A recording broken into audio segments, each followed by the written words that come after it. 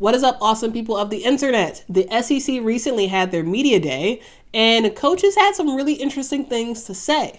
In this video, I've compiled a list of some of what I thought was the most notable moments from the media day. If you all have a favorite team that you specifically want to see, I will leave timestamps in the description below so you can go straight to the moments you want to watch. And guys, let me know if you find this type of video interesting and if you want me to do the same thing with other conferences. All right, without further ado, coaches, talk yo talk. There's record number attendance in women's sports. There's WNBA expansion coming. We're seeing record numbers in TV viewing. You guys are opening the season in Paris. Is it safe to say that women's basketball, whether it be WNBA or college, we are in the midst of a kind of a golden era for it? I just answered this question on Sirius XM, and I think it's bittersweet. I think we missed a big portion of it, and I think now we're in a place where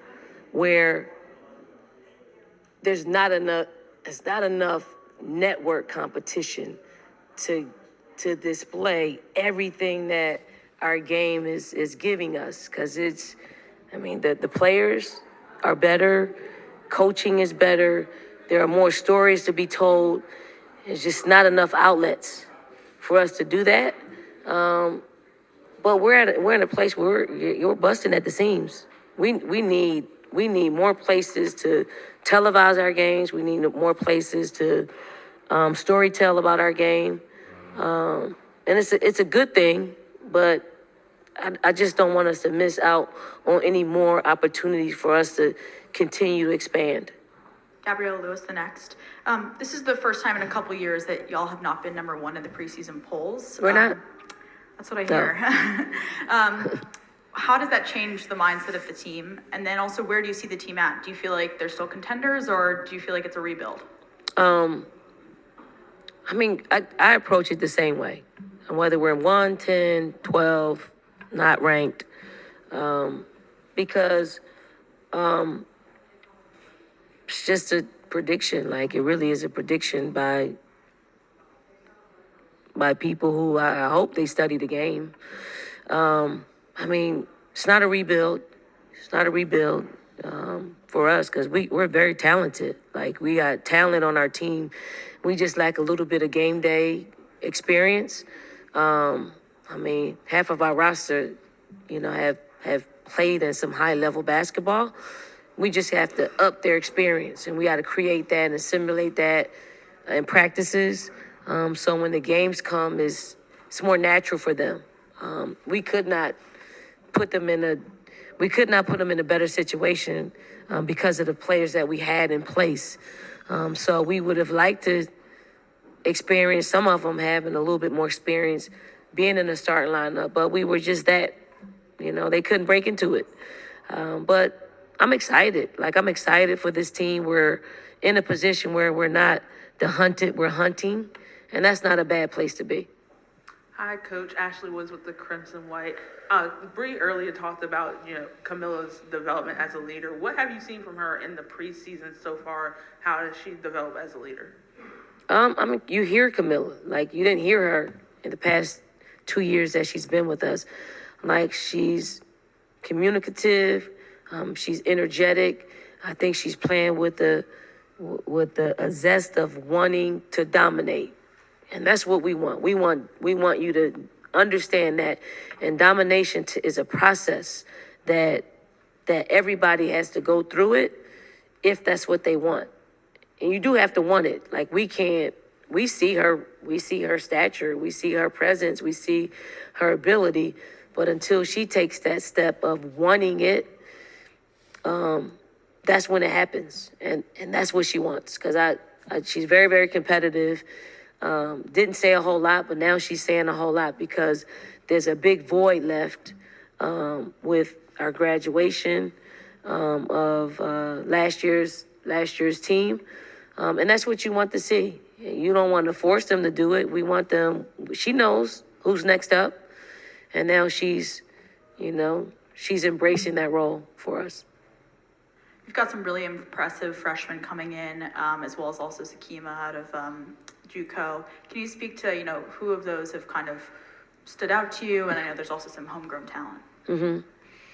I mean, they all look like freshmen.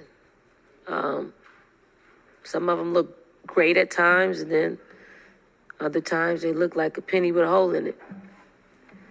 But that's their process. I will start with Malaysia Fawali. I think she's a generational talent. I do, because generational to me is being able to do things that no other people can do.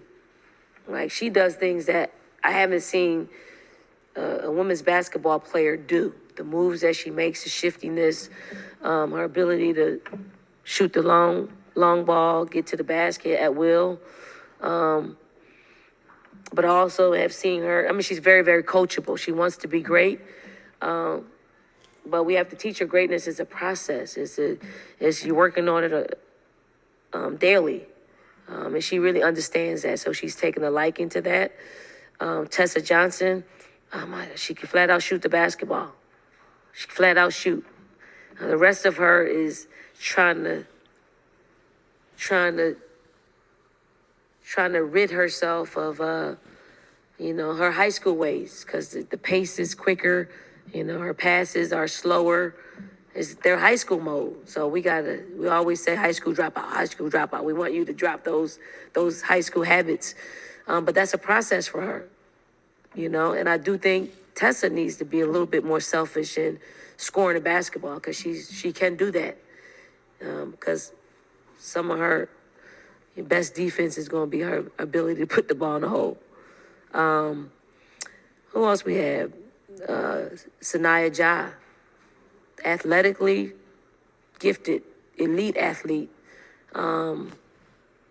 Unafraid to mix it up. Great offensive rebounder. Great defender. Willing to mix it up. So she's gonna make me play her. Like, she's gonna make me play her. By how she approaches practice every day.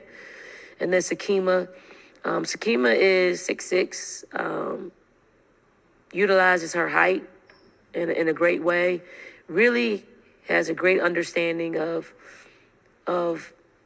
how we want to play. Like, if we give an instruction of how we want to play, plays it to a T.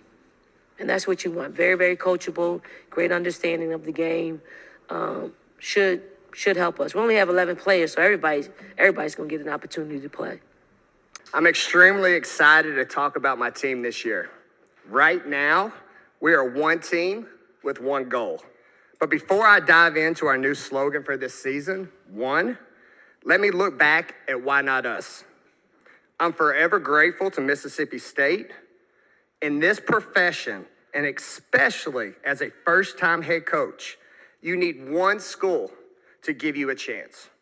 Thank you, Bulldog family, for believing in me and my family and providing me with that first opportunity. Next, I want to thank my all-star staff for joining me and having faith and support to have my back, but also provide me with an incredible work ethic that allowed us to sign the number 16 signing class and the number 3 transfer portal class. Last and most importantly are the players. You believed in me, this school, and most importantly, each other, and together, through your hard work, we defied the odds to get Mississippi State back on the map and have everyone talk to us nice. Now I stand here before you in year 2. It's now about the next steps. And each one of those steps looks different. But the culture is set, but how can we give back more this year?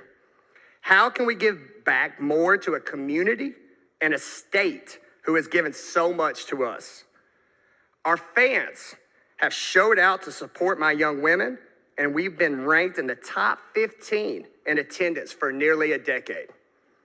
But my challenge to our fans, all right, is to continue that energy that we've currently got going in the hump. And I've got some great news.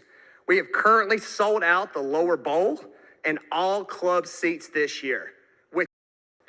The key will be sacrifices that we have to make for each other and not play as an open hand of individuals, but instead one closed fist, together for 40 minutes. And with that, we can't wait for our first game on November 6th, game number 1. Ready for questions? One at a time, please. Hey, Coach. Johnny Thorne with Game Day Weekly. Hey, Johnny. Talk about the time you spent at Louisville and what you learned under a very outstanding coach in Jeff Wall. Wow, how much time do I have? All right, I could go for days. First and foremost, he's a future Hall of Famer. But what makes Jeff Walls a Hall of Famer is the way he manages people and players. And to be an assistant for Jeff Walls, that's why I'm going to be honest with you, was able to have success, confidence, and a swagger in year one because of his leadership style that he mentored me. He set me up for success and taught me the ropes, but he gave me opportunity as an assistant. So when given the opportunity at Mississippi State to lead my program, it was an easy transition. So I'm forever grateful for a guy that poured into me, but not only poured into me, that is a great person, a great father, and just a fortunate situation for 9 years there at Louisville. Coach Wilson Jackson from Sports Illustrated. Jessica Carter, what are you expecting to see from her going into her last season at Mississippi State? I mean, she had a phenomenal season last year, but what are you expecting to see from her coming into this season?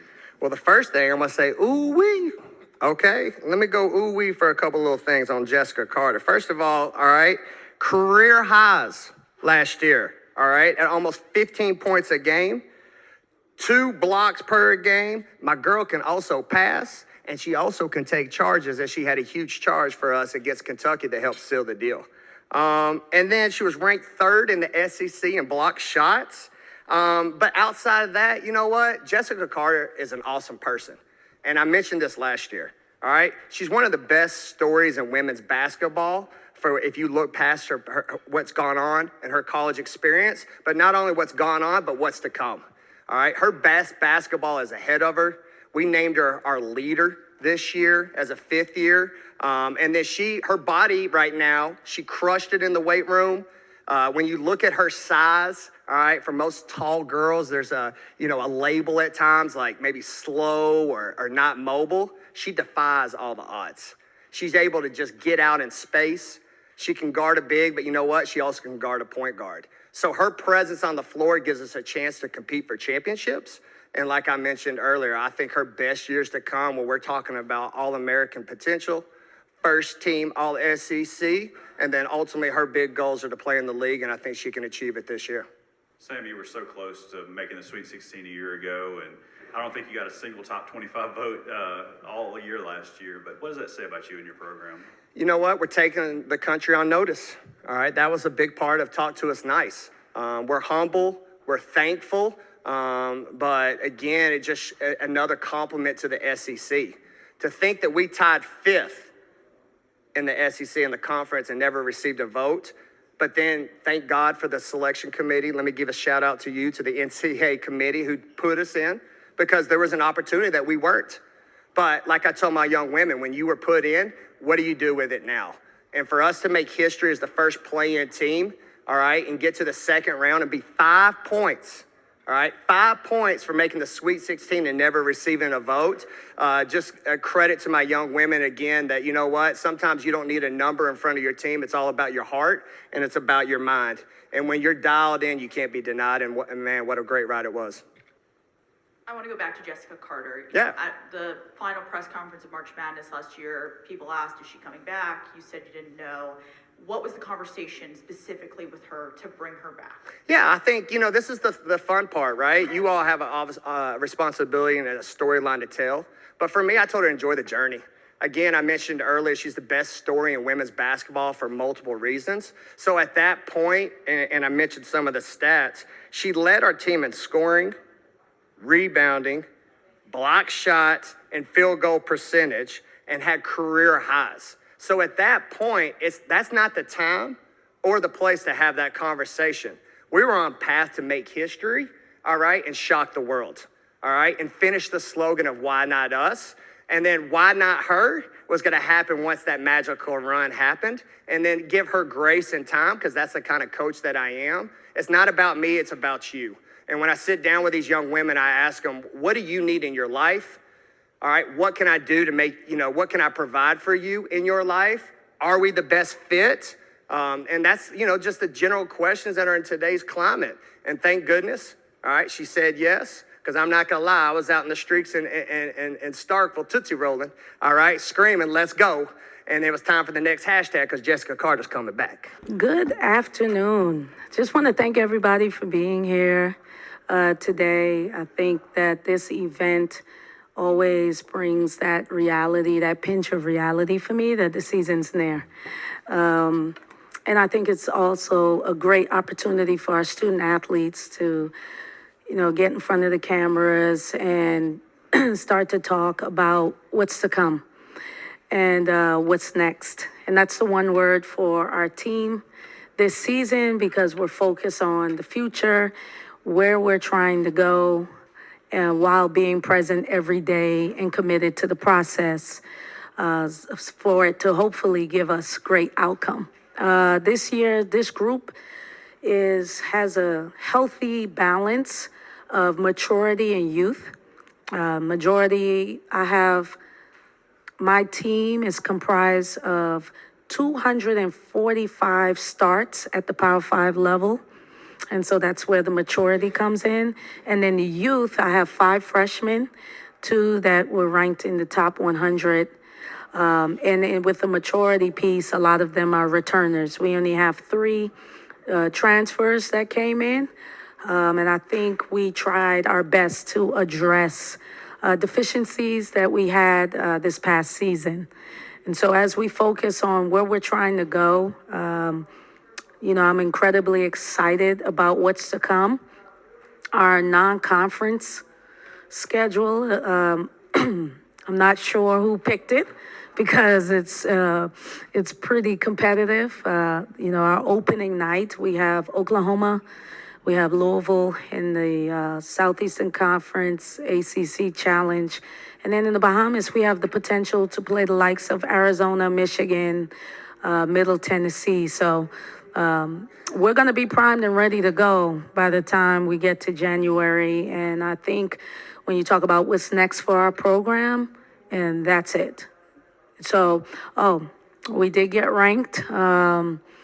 Obviously, we're flattered by the compliment, but our team understands that that is only a compliment, not an accomplishment. And so our focus and our goal moving forward would be to put ourselves in the best position to make another magical run again this season. I want to talk about KK Deans. Mm-hmm. It seems like you have a really special relationship with transfer point guards. Yeah. Maya was really important to you last year. So what's your relationship like with KK? But also, what does she add? I know she's a scorer. Yeah, KK is a mini version of me, Maya was a little different. Maya was very feisty, knew the Southeastern Conference, understood what it took, and her leadership was just something that we needed at the time. And the addition of Kirsten, what that has done is given us an opportunity to say, man, we really like what Maya did, but now we want a little bit more scoring. We want a little bit more competitiveness on the offensive end. Because there's no secret, we struggled from the perimeter. And sometimes, we lost a couple games, single-digit points. So we would have needed that shot or that three-point shot, that 38% that she shoots, or, here and there in that mindset. And that's what she brings. She's an ultimate competitor. This is her last lap. She understands the league by being at Florida last year. And I'm excited about growing and developing that relationship with her for sure. Cora Hall with the Knox News Sentinel. You had a pretty special moment this meeting. Seeing Don Staley and Vince Stringer this week. Can you just talk about maybe what that moment meant to you and what those two coaches have meant for you as far as role models and kind of paving the way? Yeah, Cora, it was a great moment because we were in town watching our players. And so Jonquel Jones is one of my players that played with Liberty, and obviously, Asia Wilson and Elena Coates with South Carolina, but also the Laney young lady from Rutgers. And so we just all happened to be there. And on my way out, Don was talking to Coach Stringer. And I just walked up to him and I said, we got to take this picture because I want to put this up in my office. Because, see, that's 3 generations of coaches right there. That's from the baby boomer and Gen X with Don, and then me, the millennial. And, I believe in the quote, you can't be what you can't see. And those young ladies, along with others, of course, Pat Summitt and the like, have set the example. But Don and Coach Stringer was most relatable for me. And so I just had to take advantage of that moment, and really grateful for the doors that they have opened for me and many others that look like me. After the Louisville March Madness loss, I believe you said something online that the lights were just too bright. Yeah. Now that your team has been in those situations, do they know the lights, and what does that bring for hopefully a postseason, but also just a very competitive regular season? Right. Well, I just think that you have to grow through things. And we ran into a Louisville team that had been to the Elite Eight, Sweet 16 numerous times. And I think the Elite Eight a handful of times. So, that experience matters. And that experience was great for my team 2 years ago when we lost to South Dakota that had 3 fifth-year seniors. We learned from that, and then we came back, and you see, we went to the Sweet 16. So if we're going to continue with this trend, then we should be a Final Four team. But the experience is definitely something that you cannot rush. You have to kind of go through. And I'm grateful to have Madison Scott, Snooda Collins, Taya Singleton, Ayanna Thompson returning because they went through it for sure. Carrie Osep, WBTM 13 here in Birmingham. We've had a bit of a theme in the discussion today about the growth of women's basketball. Love it. Yep. Yes, and just to start it off simply, just obviously you've seen a mass amount of growth starting here in this conference. Yep. What have you liked about it, and what is still left? Yeah, obviously I played in the SEC several years ago, and we had a lot of attention back then, but now with, the media and social media and, just everything that we're doing right now, and even the game last night, the WNBA game was amazing, and it was exciting to watch, and you saw a lot of different celebrities there, and, that's a great way to get everything, moving in the right direction. I don't think it's where it needs to be yet, but it's definitely moving in the right direction. Gabrielle Lewis, the next. You're 2 in the position. Can you talk a little bit about what you're personally excited for, and then also what you see for this team? Do you feel like they're contenders? Do you feel like they're in transition? I feel like we're secret. I think we're a secret. I think obviously I love the underdog. I love that mentality. And we have a lot of newcomers on our team. We didn't lose anybody. We didn't lose anybody to the portal. So our system's in. To answer your question, our system's in. After the first year, you really had to get our system in, and now our system's in. And now we've just added some really, really good pieces to the puzzle, So obviously we're excited, and the preseason picks are, last year we got picked 9th and ended 5th. So my team's always going to, be really hungry and humble and play really hard and enjoy every game and take one game at a time. So, that's pretty much what you'll see this year. Speaking of which, I've got a couple transfer questions. Yep. You were the only team in the SEC to not lose anyone to the portal. Yep. And, that's very rare just across the country. Yeah. What do you attribute that to?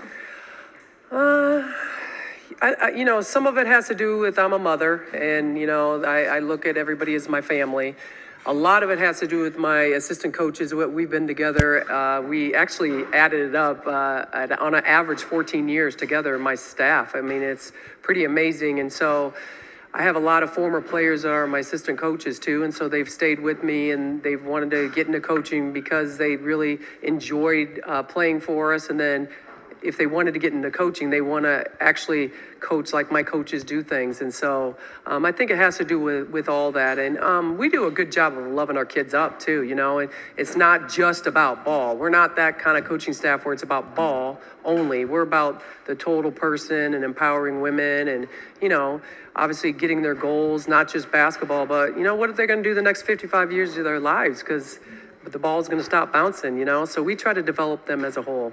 Speaking of Javin, can you speak to, you know, what you've seen of her development in the last year and what the role you feel like she's going to play on this team this year? Yeah, I mean, she's going to be our go-to player for sure. I wish I would have coached her all 5 years. Oh my gosh, I can't even imagine. But, you know, she's really bought into our mentality. She's really bought into the style of play we do. She's really bought into her fitness part and, you know, getting her mind, body, and soul ready to go, and that dog mentality and that toughness thing. I mean, it takes a while to, you know, develop that, and this is only our second year with her, so she would be, in my system, a sophomore. Usually sophomores start to really rise up, and, you know, she looks amazing. She's really taken on that role. She's kind of a quiet assassin, you know, but I'm forcing her to be more of a talker, more of a leader, more aggressive in terms of like how she plays. And, you know, she can score on the block. She can score on the perimeter. She's got all kinds of really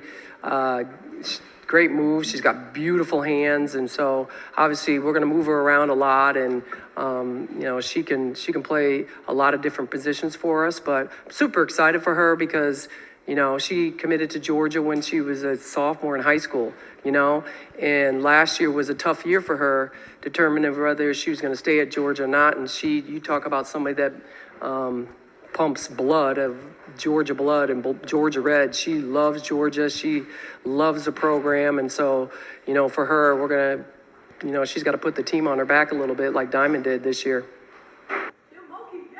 Go, Flage, go. Andrew Hammond, AL.com. Coach, I had a question. I talked to Coach Staley about this. You're seeing record numbers in attendance and in ratings. You're seeing expansion in the WNBA. Of course, there's growth in the college game. Would you say that we're maybe in the golden era of women's basketball, just in general? Well, you're talking to someone that's 61 years old, and only one game was ever televised when I played. So in my world, it's pretty salty right now. It's pretty darn good right now. Why it is, I can't give you all the reasons, but it's pretty good. I don't know if I'd use the word golden, because I tend to think that if you use that, then what do we aspire to keep doing? We're not content. I think you got to keep growing, and I think you got to do this on a continual basis. Don't just let it be a fly-by-night thing and you do it and then it dies off. I think let it happen for a period of time, and then maybe we can use the word golden. Reed Darcy with Baton Rouge Advocate. Coach, I wanted to ask you, you know, now that you've been practicing for a few weeks, how far along are you in sort of determining, you know, what your rotations might look like opening night? Well, I haven't determined that. We have a lot of depth. That could be different every night. I tell them it doesn't matter who starts. You want to be in the rotation of 8 to 9 players. And because we have a lot of depth, it's going to be my job to make sure the right people are in the game at the right time. Our practices are extremely, extremely intense and competitive, as you can imagine. In fact, we don't scrimmage against each other much because it can really, really get intense, which is good, but you don't need to do that every day. We go against our dream team probably more than each other, just to make sure that I get a look from a coaching perspective of who I want on the floor, but it's all good. Gabrielle Lewis, the next. Last year, you got the #1 transfer in the country in Angel. This year, you got the #1 and #2, whatever way you slice it, and then a really good freshman class. What makes you such a dynamic recruiter, and what particularly in the portal has made you so successful? Well, the portal's changed everybody. I mean, it's just something that you have to embrace, just like the NIL's changed everybody.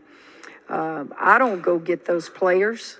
I have a staff that's unbelievable. I could name every one of them, but my staff works extremely hard in selling me, selling LSU, selling what I've done in women's basketball. It's not me. I'm maybe a deal closer and go in and do things, but at the end of the day, if you don't have a good staff that just really, really understands and works at recruiting, they're not going to knock your door down to come play for you. You got too many great coaches out there that they could play for. So we work extremely hard. If we can get them on campus and they can see what LSU is about, we feel we have as good a chance as anybody to compete and get recruits.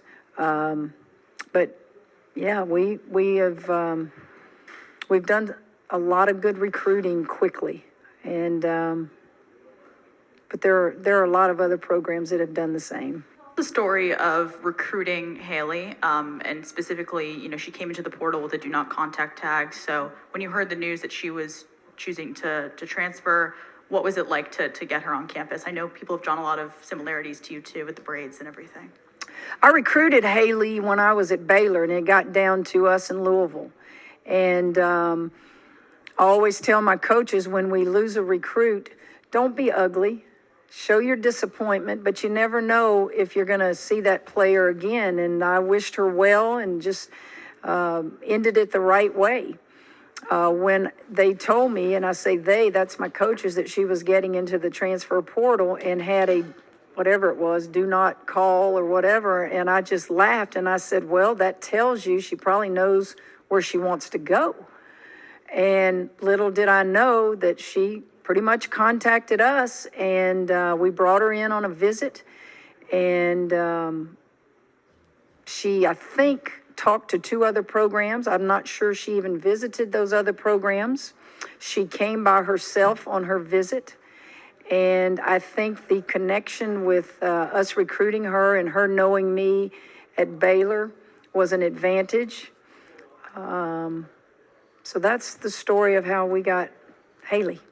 The comparison, listen, the only comparison between me and Haley are the braids. She's so much better than I ever was as a player. She can play multiple positions for us on the perimeter, and she will. Working with her a lot right now and playing a point guard position, and she's never really had to do that probably since high school. And I think she's getting a great lesson in, you don't just throw a ball out there and tell somebody to be a point guard. There are lots of things that have to take place on that court, both offensively and defensively, for you to be really effective. And she's working really hard to try to get more playing time as a point guard for us. Coach, just wanted to ask you about Angel. How can she grow? What can she add to her game to sort of go up to that next level? Well, Angel has been working on mid-range shots. Angel, she's a competitor. She doesn't want anyone to think there's something in her game that she's weak at. And I tell her, well, everybody has a weakness. That doesn't mean you're not going to be a pro. That doesn't mean you're not going to be great at the next level. But Angel will go and work one-on-one every day prior to practice on anything that she's either read, heard, anything that she can't do that's a weakness of hers. And I just think that's Angel Reese. She knows she can rebound with the best in the country. She now wants to show people what she can do facing the basket, what she can do taking you off the dribble to the basket. I just love coaching that kid because she's just a competitor. Coach, you mentioned your dream team, and you gave them rings. We saw the video on social media. You could tell that it was one of those special moments, that you really wanted to really thank them. Was that something that you had kind of set out, when you first got the job at LSU, or is that something that you've just always wanted to do and this was a good opportunity to take advantage of that? Within an organization, you have all levels of people that make it work.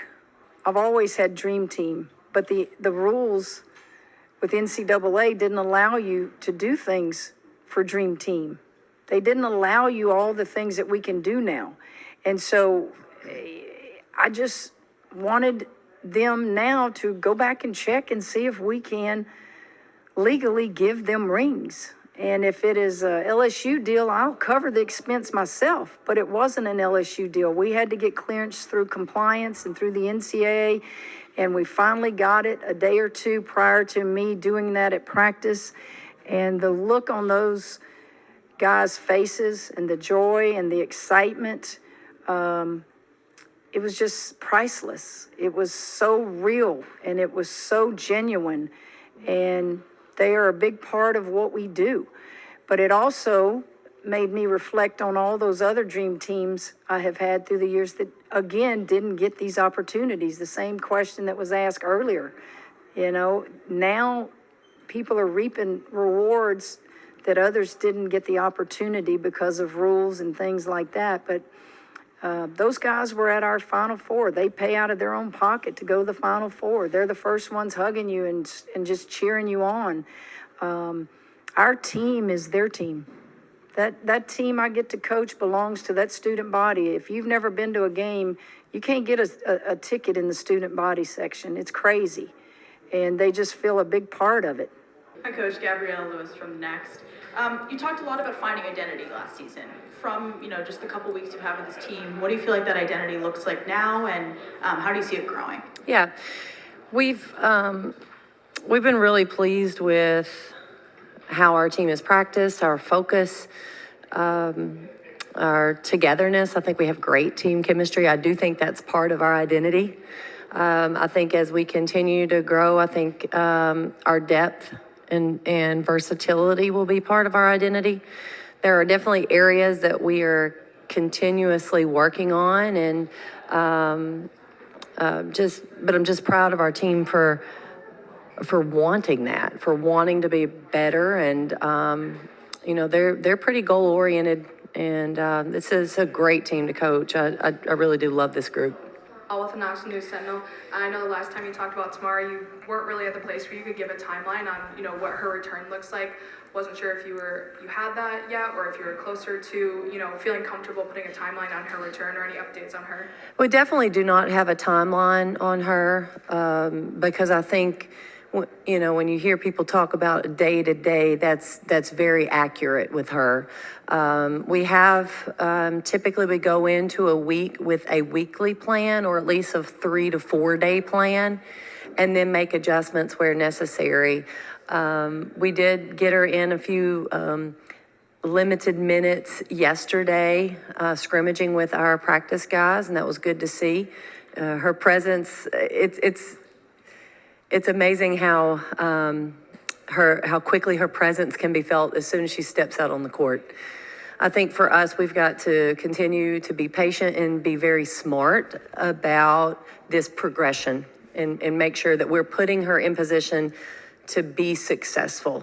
And I think she understands that, and there's a lot of conversations daily to make sure that happens. You've got a great transfer class. Can you break down each one, kind of what they add, but also the story of recruiting them and getting them to commit to Tennessee? For sure. We're super excited about our transfers. We have 4 transfers who have fit seamlessly into our team. We have a veteran team, and part of that feel, that vibe, is the transfers and how quickly they have adapted and really adjusted and fit in with our returners. Destiny Wells is a Tennessean, and she's coming from Belmont, had an unbelievably successful career there as a point guard. She can really set up her teammates. She can score.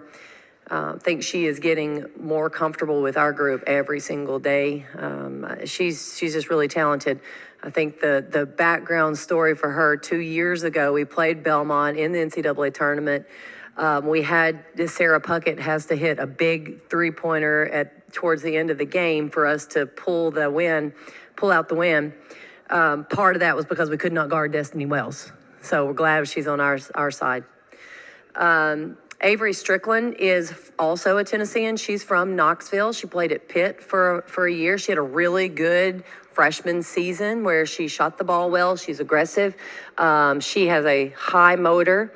And I think she brings a lot of intangibles as well. But as she continues to grow and get more comfortable. I think she's going to really help us this year, but also I think she's got a chance to have a terrific career at Tennessee. I'm not done. I got to get through them, if you don't mind.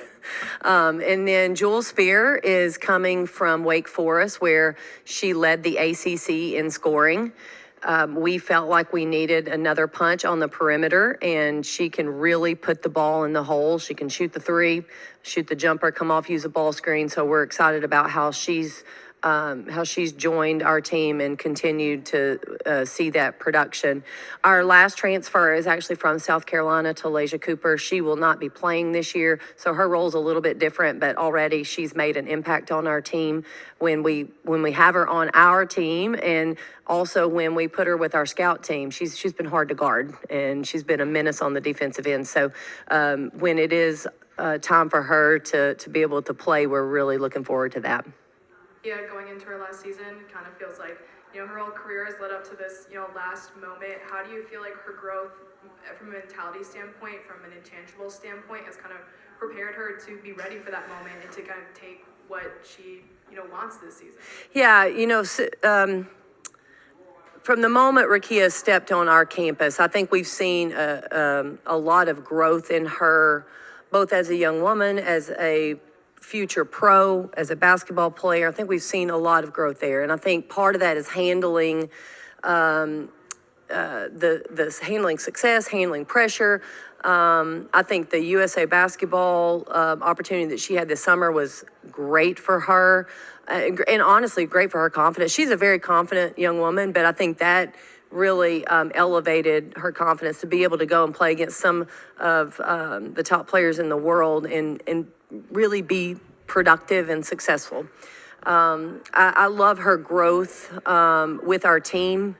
They love her, and she loves them, and I think that's it's very apparent. They know how competitive she is, and how and I know how much they're going to lean on that. I think her experience last year in the NCAA tournament was invaluable. It was her first NCAA tournament in her career, and so I think having that under her belt was really good, because there's a lot of lights, there's a lot of press, there's a lot of talk. It's a big time feel, and I think having that under her belt now will give her more comfort moving forward. John Zena with Associated Press. I know y'all wanted to be at the Final Four, wanted to be playing for a national championship at the end, but what was it like to actually see how successful SEC teams were and 10 million people watching that kind of attention on women's basketball? I yelled at the TV a few times when in a positive way. I'm like, yes, SEC, right? I mean, to have the showing that we had in the Sweet 16, and to be pulling for each other, and just super excited about where we were. The SEC is really good. We were really good last year. I think we're better this year. I really do. I think the women's teams, the coaches, just the players, there's just so many dynamic people in our league, and we know it's going to be competitive. We'll be pulling for each other all the way until we get to those games in January. We're obviously excited to approach a new basketball season, coming off of a year where we were taking over a new program, and our goal was to become better players, teammates, passers, shooters, and just excited about the strides that we took last year in the offseason.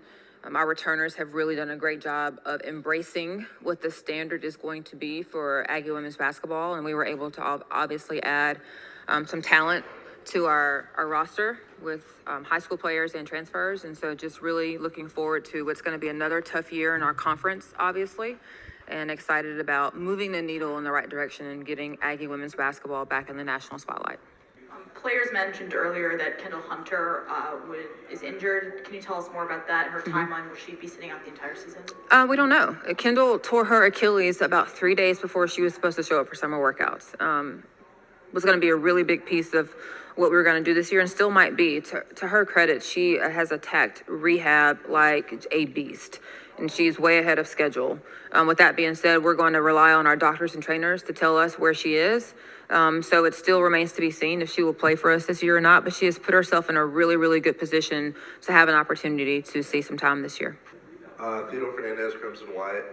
Last night we saw one of your program's former players, Hall of Famer, take home a WNBA title. Yeah. Is there any conversation or lesson that can be learned from seeing former Aggies perform at the professional level? Well, I think the best conversation is when Sydney comes back to campus, what she does on a very regular basis to talk to our team, and she says to them, look at last night, it's a perfect example. She doesn't play a ton, right? But she's still on a roster, and she's still a valuable part of a team, and a world championship team, because of the things we talked about earlier, her habits, the process, who she is as a person, how she shows up in a room every single time she shows up. That's why she's still on a roster.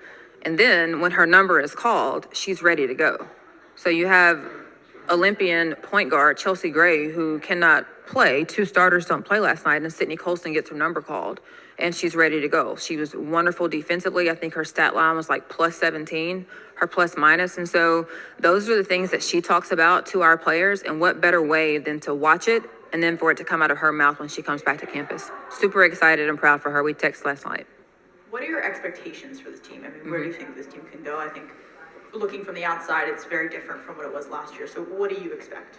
All right, so we talk about goals, we talk about expectations, but really we talk about the process. And if we do these things, then when we look up, we're going to be where we want to be. And so is it the goal, or is it the habits daily? You know, is it being one of the top 4 teams in the conference in terms of offensive rebounding, defensive rebounding? What are our defensive field goal percentages going to look like in terms of what we hold our opponents to?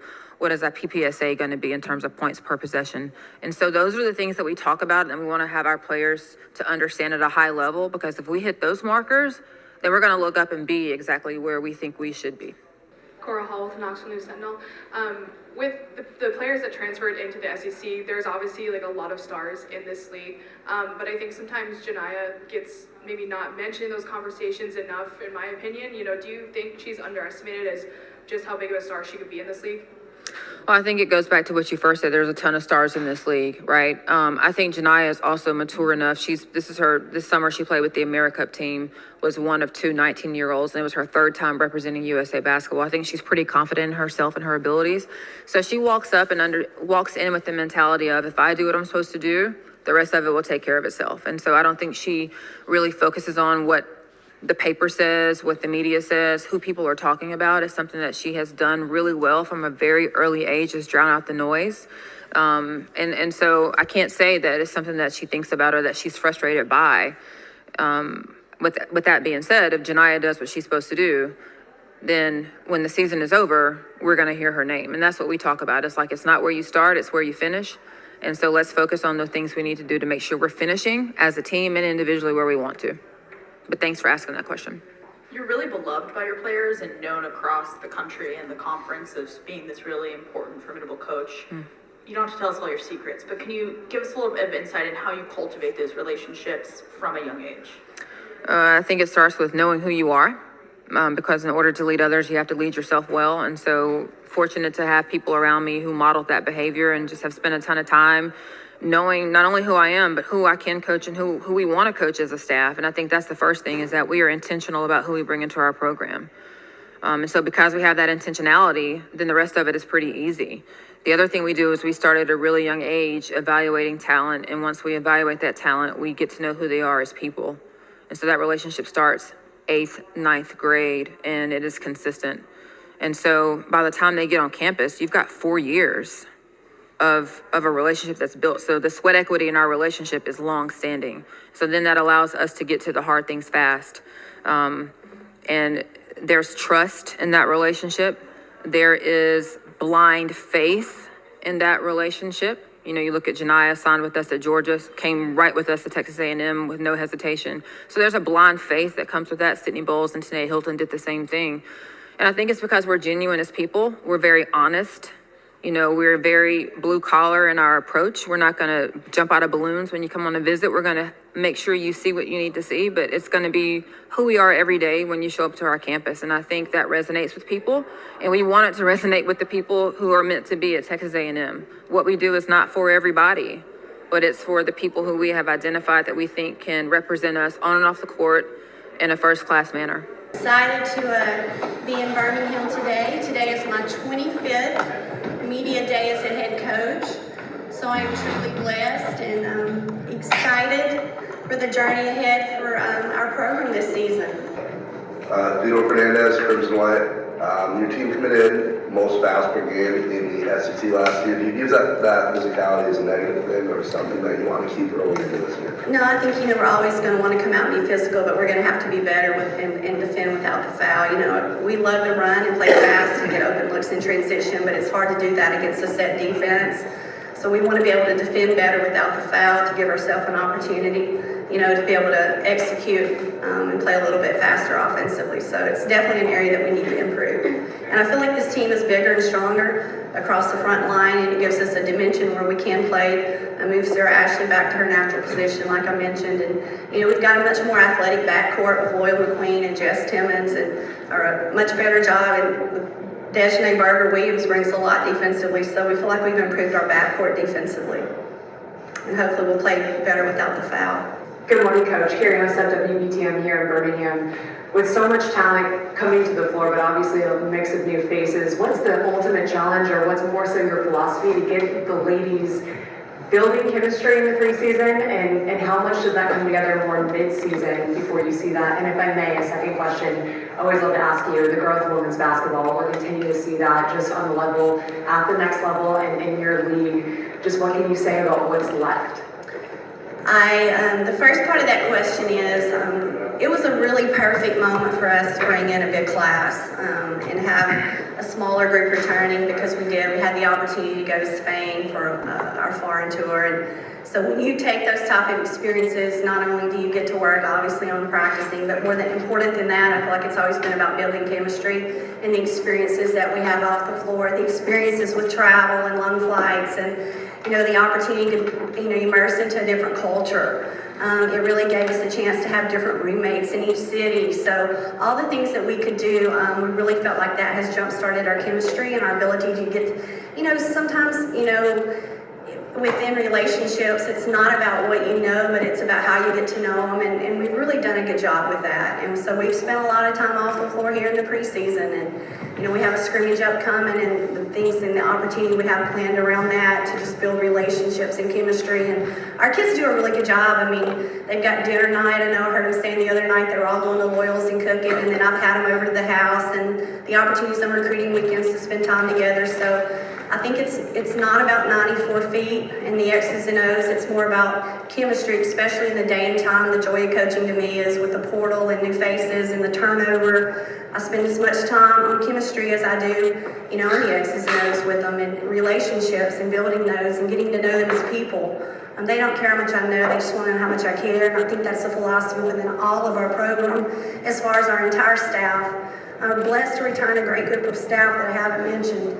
But you're talking about the growth of women's basketball. It is so special. And, to be doing this for as long as I've been blessed to do it, and 25 years as a head coach, and to see the fan support, and see the growth in the WNBA. If you didn't watch the game last night, you missed it. It was pretty special. So just the opportunity to see where our game is at, I have so much great respect. We have so far to go. And, I love what our league has done from a attendance standpoint, and the programs in the league and how we promote our sport. But just so thankful for the opportunities and so excited about the growth, and appreciate everybody that plays a big part in that. Coach, obviously the league has really carried the banner for women's basketball throughout college for a long time. You've kind of outlined the depth on your team this year. How do you think that depth will help you compete against the likes of the South Carolinas, the LSUs, and kind of the top end of the league? Well, I've had the question in Tuscaloosa, you got a small roster. I love a small roster. That means everybody's going to participate, right? And everybody's going to be happy. So I think that, we feel like all 11 on our roster can really contribute. I think it's going to be critical, and I think you're going to see it across our league in the country who can stay healthy. And so we're excited for the depth that this roster gives us. The versatility of the roster is a little different than we've had.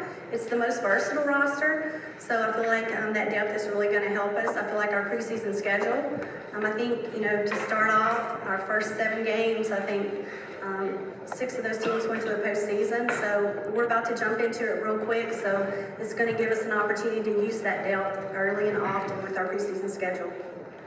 Gabrielle Lewis, the next. Yeah. Good to see you. Where do you see your team this year? Do you feel like you're in a transition? Do you feel like it's your contenders? Where do you see it? We'll find out. I think we do have depth for the first time. We're in year 7 of this transition. I don't know if you can be in transition for 7 years or not, but we do have a little depth. I'm excited to see how that plays out. I know this. I think when you start to look around the league, we could have our best team ever, but in our league, that who knows where that puts you. You're going to put a big number beside somebody's name when we're doing these preseason with 14 teams. I don't know where we will end up, but I am excited about our depth and our ability to maybe do a few new things with some old faces. The team was just millimeters away from making the NCAA tournament last year. How does that play into the motivation for this year?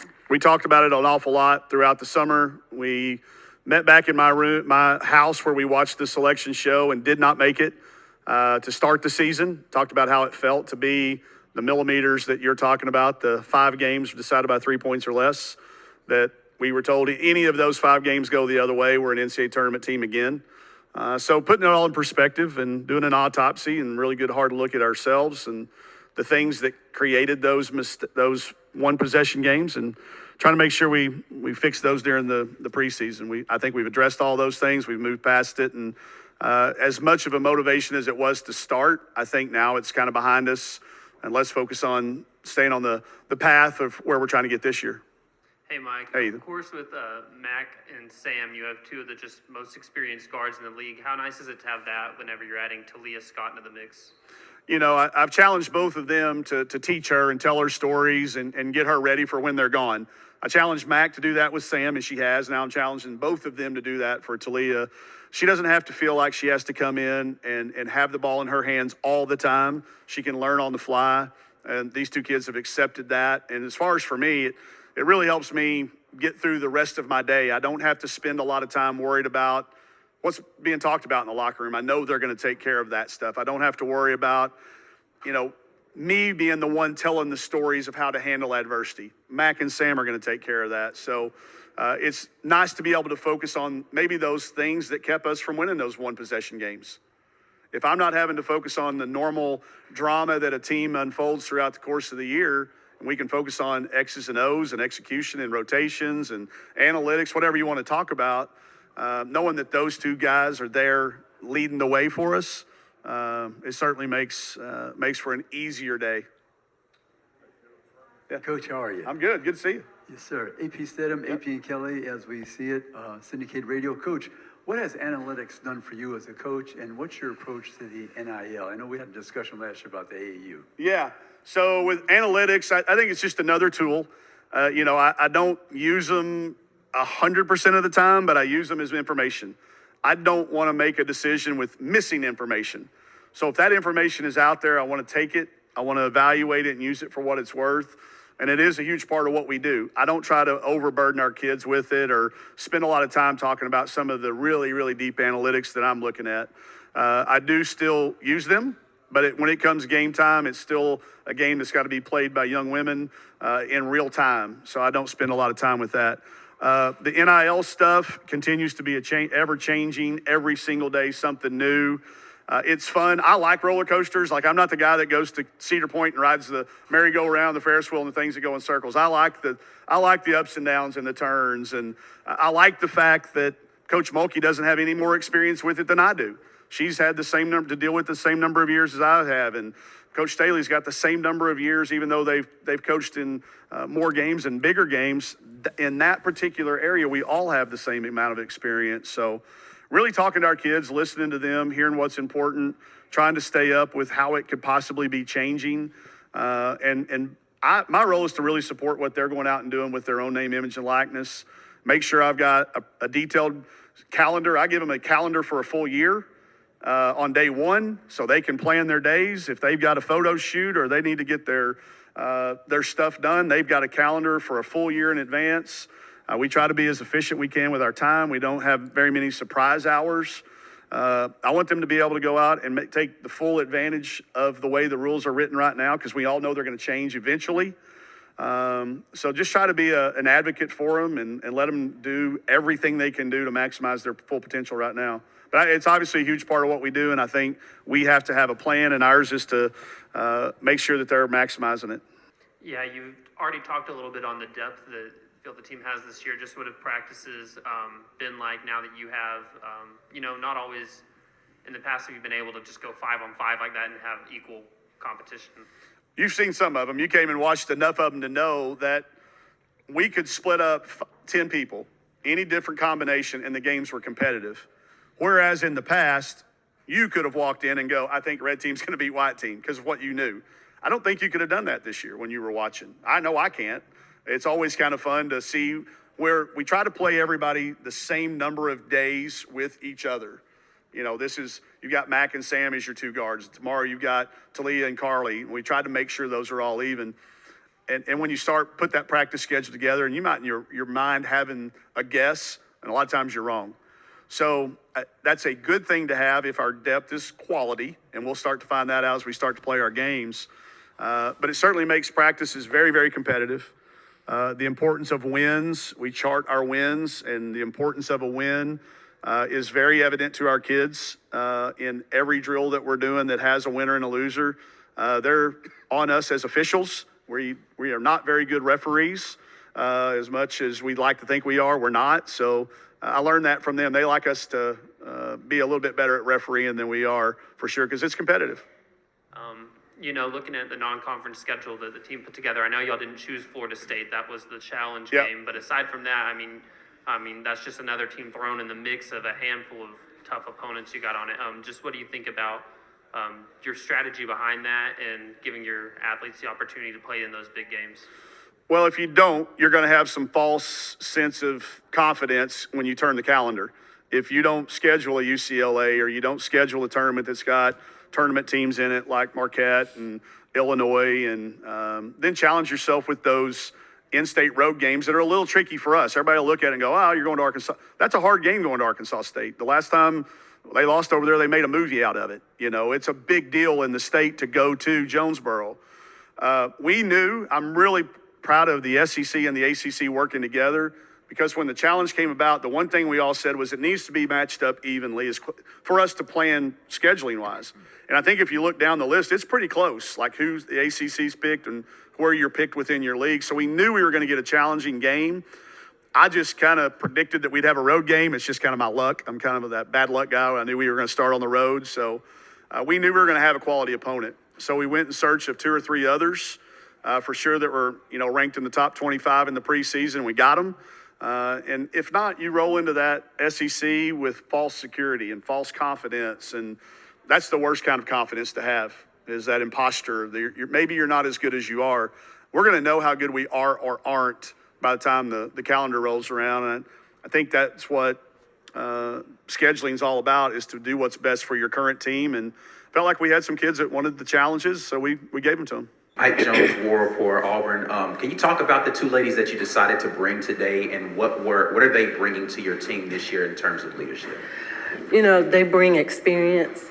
Honesty is more, and actually both of them, they work really hard. They bring it every day. Taylor bring it every day. Taylor's a little bit more vocal. They're both super aggressive. They understand. They've both been to postseason play. They've both been to the NCAA tournament. Honesty's won a national championship. Taylor is coming off of being all Big 12 and postseason, playing in the NCAA tournament. So just that experience, knowing what it takes to get there, and leading this team. I have a team with 8 new players. So it's really important to have somebody that's been there, to have that voice. When things get rough, there's somebody that's been there and done that, so they can echo what I'm trying to do. Gabrielle Lewis, the next. You had 6 players transfer out. What do you attribute that to? And then how did you work this offseason to kind of fill those gaps that they left? Having choices. I think it was a number of different things. I can't say exactly what was going through everyone's mind. Some was mutual, but just having, bringing in the kids that we brought in, I feel like we have players that fit our system, players that understand, what we're looking for. When you take over a program, you have to change the culture, and sometimes that's really hard. Sometimes you fit in that, and that doesn't make you, a bad person. Maybe you just don't fit that culture, or maybe you just don't fit that system. I think we have players now. I know we have players now that fit our system, that fit our culture, and it's been uphill. I think our team is a lot better. Coach Simon Williams with WZDX, Fox 54 in Huntsville. You talked now about being in the third year, ascending. What would it take now, you've made kind of through that initial part of the build, to contend in the league? Is there a factor? Is there a metric? Is there a player archetype that you're looking for that would be kind of the catalyst? I think we had to address a lot of different things. We had to get some size. We're longer and more athletic. We have some depth at point. We didn't have a true point guard. I think Marshawn kind of evolved over the year, and especially in postseason, but bringing Jemiah Mingo-Young in and her toughness. She's played point for me as a freshman at Mississippi State, so she knew what we wanted. I think that has been, and she's another kid that's super competitive, and she brings it. She know what I want. I think having those players, having players that are tough, like she is, like Taylon is, to join the team that we had coming back. I think that was a big key for us. Also getting some size. We were really small inside. We have, three players that's 6'3" and above, actually 4. And then we have long athletic guards. So I think, just addressing those needs will help. The thing that would take us is them developing. And they are every day. They work really hard. They are a really aggressive team. They play hard, and I think they want it. They do the little things that it takes to win. And so it's just putting all of that together. And I just see this team getting better and better every day. Coach, you talk about the improvement of the team. You had a couple of practices, and then you took a trip overseas, and now you've gotten really into the meat of your practice. How have you seen this team grow from day one to now where you are today? The chemistry was a big thing, and that was a big thing that I was worried about because, a lot of new players are not a lot of new players that was going to play, that was going to have to produce. And I think they were, from the first game to the third game over there, you could see a big difference. And then coming back here, just kind of talking to them and getting it out. What do you want? And what is it going to take for us to get there and for them to verbalize that and now putting it into action. I think they come to work every day and they're working toward those goals. I mean, you can, I can just see what's in here in my team and they have that heart. They're super aggressive. We have a practice squad of guys and we just got them within the last 3 weeks. And in the first couple of days, they killed us. And now they have to sweat. Like they're having to work really hard because our kids are super competitive. They figure it out. They get after you. I have some depth, so that helps a lot. So I just think that's how this team has grown. Hi, Coach. Hi. AP Stedham, AP and Kellie, as we see it, syndicated radio. Coach, what is the culture that you're trying to establish? And do you have a roster that can run your type of offense and defense? Yes.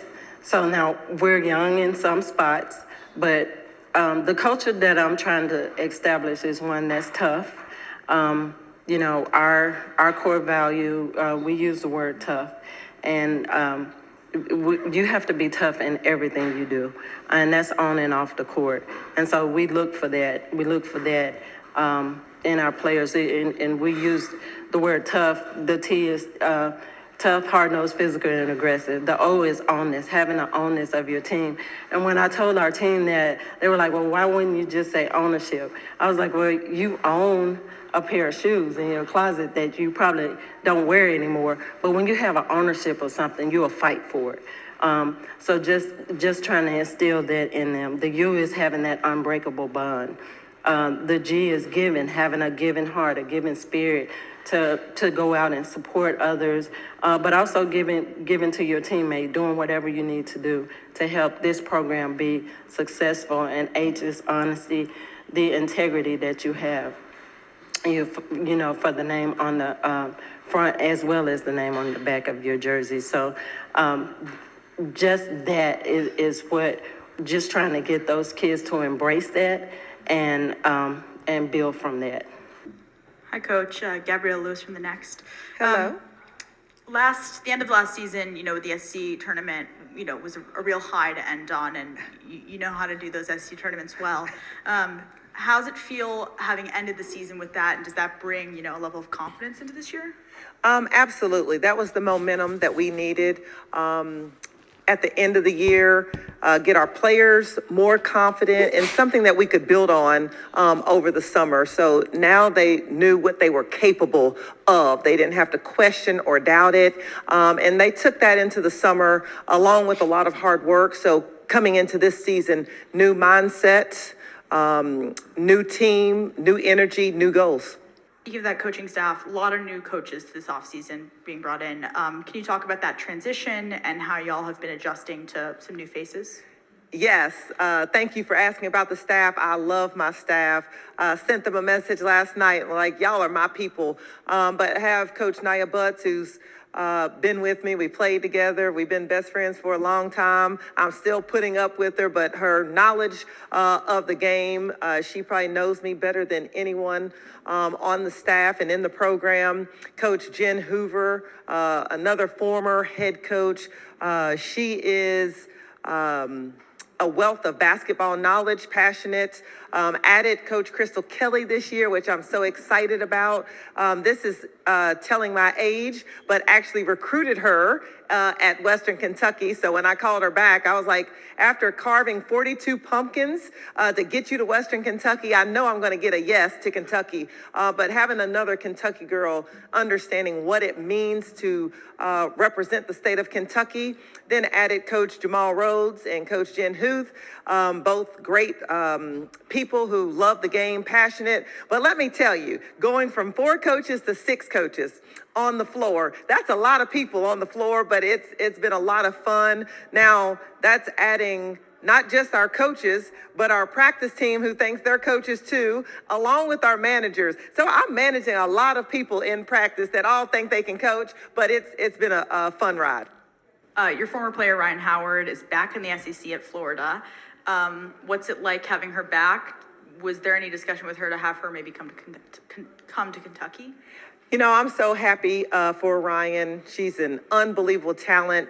She knows exactly where home is. She had a great career at Kentucky, and it's relationships goes way beyond the 4 years. So I'm excited for her to be back in the SEC, something on her resume. Obviously, she's killing it in the WNBA, but when the ball stops bouncing, our goal for every player, not just Ryan, is to make sure that they're prepared for life after basketball. So she was just in Lexington maybe a week ago, and she was in our huddle. And I said, you know what? I'm just so proud of you.